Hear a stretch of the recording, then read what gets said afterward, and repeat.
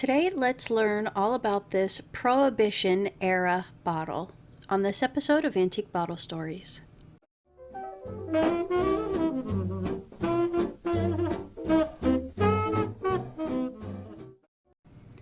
It's weird being back in the saddle. It was interesting trying to remember how to do everything, but it's good to be back. Today's story is about a guy named August Wagner. He was born in Germany in 1871.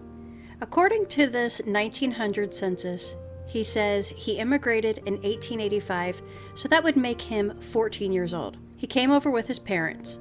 At the time of this census, he's been married for 8 years, and he's 28. So he got married when he was about age 20 to Frida, and they have a baby girl they haven't named yet.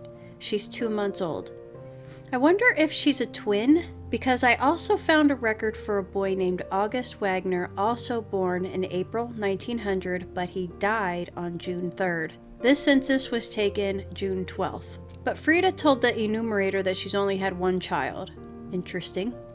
Apparently, August Wagner worked at various breweries, unloading grain, and he worked his way up to brewmaster. This 1900 city directory goes a step further and says that he's a brewmaster at the L. Hoster Brewing Company. He works there until about 1905, and in 1905, this article says August Wagner is awarded the contract for building the Euclid Avenue sewer between Fairmount and Mayfield Street. Wagner bid almost $38,000 on this work, and it's to be done by tunneling. In 1906, August is president and general manager of the Gambrinus Brewing Company. The name Gambrinus is apparently a mythological god of beer, which has been referenced since the 1500s. So is it Gambrinus or Gambrinus? I'm not sure. So Gambrinus Brewing Company has a Edward Pryor as secretary-treasurer. So now we're up to 1910 here, and the census shows a few more kids. I was interested to see what they named that baby girl, because she would be 10 now, but she's not here. There's 3 sons and a new month-old baby daughter. And then I saw this heartbreaking fact right here. Frida says she has had 11 children, but only 4 have survived to now. And only God knows how she could possibly endure that much pain. I don't know. She must be walking around numb by this point. The 1910 directory shows August Wagner's company here, and the address that it shows is 631 Front Street. But I've learned that it's actually 605 Front Street. And this is what the factory looked like, and it would have stood here. And here's a delivery truck from about this time as well. And here's an advertisement from around this same time. It is showing that he has won medals in 1911 and 1912 in Belgium and France. So in this publication, it says around 1914, George J. Hoster, the only remaining son from that business that August Wagner used to work for, he felt there was no way to beat the prohibition, so he sold all of his rights to the name and the trademark to August Wagner's brewery. August Wagner, like a lot of breweries, started making sodas instead. Hoster's brewery did it too, but this says around 1920 they liquidated the equipment and the assets. J. Hoster, the great-great-grandson of the founder Louis Hoster, said that the company locked the doors after 80 years of business and retained nothing of the history or memorabilia. That must have been sad for him. So Wagner took the Hoster Company's Flying H logo and he changed it to a Flying W. And instead of the slogan, "That's the beer," it changed it to "That's the product," since we're in the Prohibition now.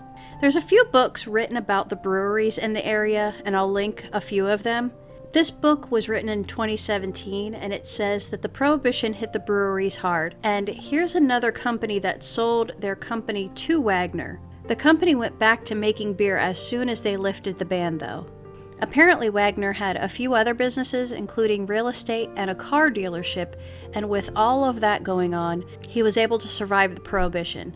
Wagner's sons joined the business, And there was also another guy named Alexander Hostetler, who was another Hoster Company brewmaster, just like August used to be. And so August brought him on to his company as well. So here's Alexander Hostetler Sr. and Jr. in Wagner's brewery.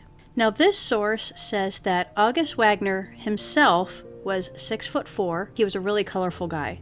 In fact, this little statue above the entrance of the factory was sculpted from Wagner's likeness. He posed as Gambrinus. He was known to have a long beard, and he would sometimes dress up like a king. Here's a photo of him weighing bags of hops, and he's got no beard in this photo. I tried to zoom in, but you don't really see the details of his face very well. The 1920 census.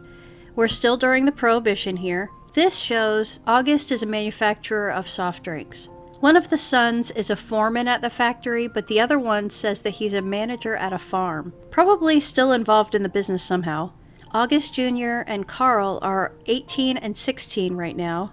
There's another son, Edward, who should be about 19, and I guess he's not living at home, or maybe he's not living. I'm not sure. And then there's a Philip, and he's only 9 years old here. 1920 directory shows that the name Gambrinus is not being used anymore because it's the Prohibition, so it's called the August Wagner Products Company. This source says that it changed the name during the dry years of the Prohibition. August is president, treasurer, and general manager. He also has the August Wagner Realty Company. His wife is secretary of that one. A few years later, in 1925, August Jr. dies at the age of 24. About a month after that, as if these poor people haven't been through enough, a lightning storm caused 6 fires. One of them hit the Wagner building, partially destroying it by fire. 1933. We are up to the end of the Prohibition. The date on this article is March 15th, 1933, and President Franklin Roosevelt legalized beer and wine with low alcohol content on March 22nd. The 18th Amendment was the amendment that established the Prohibition, and the 21st Amendment repealed the 18th Amendment on December 5th, 1933.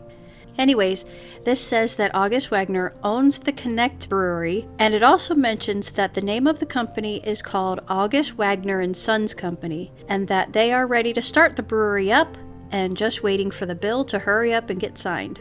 I guess everyone must have been on the edge of their seats waiting for this to happen. He's quoted as saying, "Let repeal come. I've been waiting 15 years for it, and I'm ready." It goes on to say that he has spent about $100,000 on enlarging and improving the plant. He says, quote, "I could have the plant turning out 40 barrels an hour beginning tomorrow with deliveries made immediately. I bet they were on it as soon as that thing was signed, and I imagine the whole nation got rip-roaring drunk for the next few days to weeks, probably, afterwards." Less than 2 months after the Prohibition ended, his wife Frida died. Her death certificate is interesting. Cerebral hemorrhage, which is a stroke involving a brain bleed, and she had heart disease and diabetes, but it also mentions that she had gangrene in her lower left leg, and 2 days prior she had it amputated. She also had a fracture of her left femur. And about a year later, he buried another son, Carl, who was just 30. He keeps on trucking though. In November that year, August is granted the right to construct and operate in the city of Chillicothe. At this point, I'm kind of lost on how many businesses and locations he has. I guess one of the breweries is called Old Capitol Brewery. This article in the paper says August Wagner is inviting everyone to visit the brewery, men, women, and children, to come inspect all the new equipment he's invested in the plant. He has spent almost $300,000 on upgrades. It says he adopts old name for a new brew. 1936 ad in the paper, they're using the name Gambrinus again. Very colorful labels and advertisements. These bottle cans, as far as I can tell, can date back to the 40s into the 50s. So now I'm in 1938. His son Philip dies at the age of 28 of tuberculosis. His obituary says that he is married with 1 daughter, but the only other survivors of him were his dad August, and only 1 sister, Helen, is left. out of 11 children. That is so crazy that August buried 10 children and his wife. Helen was a fluke, though. She lived into her 60s. Here's a couple 1939 ads in the paper with a photo of the bottles. Also, in 1939, a little dinner to honor Miss Mary Shields, who has been a friend of the family for 45 years. She was given a potted plant by Mr. Wagner. A handful of people were in attendance, including his last surviving daughter, Helen, who's about 10 years old.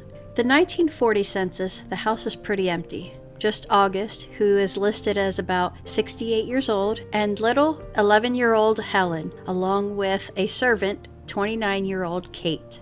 Here's a 1940 thing in the paper. I guess somebody made some slanderous statements about the brewery, and August Wagner is looking to offer a $1,000 reward for his identity. He said when he first heard it, he was willing to let it slide, chalking it up to gossip. But he says as more information came out, he's convinced that someone is trying to injure his business, with some anti-American comments. So he set the record straight, along with this reward. Now, this August 1940 article says that it's the grand opening of the old Capitol plant, which is confusing because we saw that he grand opened it already like 6 years ago. So a new building, maybe? I don't know. It says Wagner was detained in Michigan for this event, so the photo shows a lot of officers and managers of the plant. September 1940, here's a new beverage, Wagner's Brown October Ale. 4 years later, in 1944, August Wagner dies of a short illness. He had just turned 73. Helen is 15 years old now, and the only survivor of her family. It says Wagner had been spending the summer months in Michigan. It says he was from Munich, which is in Germany, and was successful enough to have his products shipped to Munich, which he won prizes for. It mentions his plant is worth over $1 million. This one says that he was president of August Wagner Realty Company and Greater Columbus Hardware Company, in addition to the Old Capitol Brewery Company and the August Wagner Breweries Incorporated. In 1951, the business is being run by a Miss Nellie Lanahan, and she appointed a new general manager named James Amento in this article. Well, 2 years later, in 1953, Nellie dies. She was 72. It says that she was with the company for 41 years, and she was the acting president of the company for the last 3 years of August's life, and became official whenever he died. That dude that she just appointed as general manager 2 years ago, James Amento, he becomes president in 1957. In 1958, a television show called 26 Men, which I'm getting Western vibes from, is on Channel 18, and it's brought to you by August Wagner's Brewing Company. The brewery pops up in the paper a few more times, like this one in 1970, appointing an advertising guy. But the factory was closed in January 1974, the last of about 30 local breweries. It just came down to different financial issues. Soon after, the building was demolished, and on the site today is the brewer's yard. And here's some pics of brewer's yard. All these little signs say brewer's yard on them. And if you go out in the main road here, in all his glory, is the only relic salvaged from the building. And here's what he looks like from the road. We saw this earlier. Now my bottle is a gorgeous, pristine amber bottle. Nice crown top. It says Wagner's with that's the product with the W logo. It says August Wagner and Sons Products Company as opposed to Wagner and Sons Brewing Company. So this one dates during the Prohibition. So this one would have a soda beverage in it. And here's a handy dandy source that will help in dating any bottles that you may have. So mine is dating between the Prohibition years, which would be 1919 and 1933. And I do have a 27 on the bottom of my bottle, so it's possible that that's the date of the manufacturer. And that is going to do it for this episode. I hope everybody has a great day, and thank you for watching.